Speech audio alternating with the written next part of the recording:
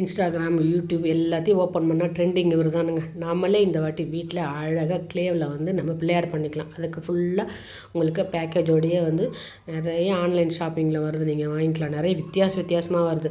அதாவது இந்த க்ளே வச்சுட்டு அதுக்கப்புறம் சீடு ஒரு பாக்கெட்டில் கொடுக்குறாங்க, வெட்டி வேர் இல்லைன்னா தேங்காய் நார் அப்படியும் கொடுக்குறாங்க. நம்ம அதை வச்சு நம்மளே அழகாக வீட்டில் வந்து கிராமத்தில் இருந்தவங்களுக்கு தெரியும், ஒரு வீட்டில் எல்லாம் பிள்ளையார் மோல்டு பண்ணி கொடுப்பாங்க. போய் காலையில் நம்ம மணப்பலகையில் வச்சு நம்ம வாங்கிட்டு வருவோம். அந்த மாதிரி இதெல்லாம் பார்க்கும்போது நம்மளாக பண்ணால் நல்லா இருக்குமேன்னு நினச்சிட்டே இருப்பேன் நான். அதே மாதிரி இந்த வாட்டி வந்து உங்களுக்கு விநாயகர் சதுர்த்திக்கு இதுதான் ட்ரெண்டிங்கு. நம்மளே வீட்டில் பிள்ளையாரை பண்ணிவிட்டு, இது வந்து ஆர்கானிக்கே, நம்ம அப்படியே வந்து செடி தொட்டியில் வச்சோம்னா அந்த உள்ளே இருக்க விதையும் முளைச்சிரும். ஸோ வேஸ்ட் பண்ண தேவையில்லை. அந்த மாதிரி சூப்பராக இருந்துச்சு. எப்படி பண்ணணும் இன்ஸ்ட்ரக்ஷன்லாம் இருக்குது. அதனால் வந்து நான் இந்த வாட்டி பிள்ளையாருக்கு இவரை தான் பண்ண போகிறேன். மண் பிள்ளையார், க்ளே பிள்ளையாரை பண்ணி நம்ம வீட்டிலே வச்சு தொட்டியில் வச்சு அப்படியே செடியும் வளர்த்துடலாம். Okay, organic. எங்கேயும் போய் தண்ணியிலலாம் அவர் கரைக்கவே வேண்டியது இல்லைங்க. நாங்கள் எப்போ பிள்ளையார் வாங்கினாலும் வீட்டில் பக்கெட்டில் ஒரு பக்கெட்டில் எடுத்து பிள்ளையாரை கரைச்சிட்டு அப்படியே அந்த மண்ணை நான் தொட்டிக்கு தான் போடுவேன். எப்போவுமே வந்து கொண்டு போய் வெளியிலலாம் கரைக்கிறதே கிடையாது. இப்போ நம்ம கிராமம்னா கிணத்துல போடுவோம்.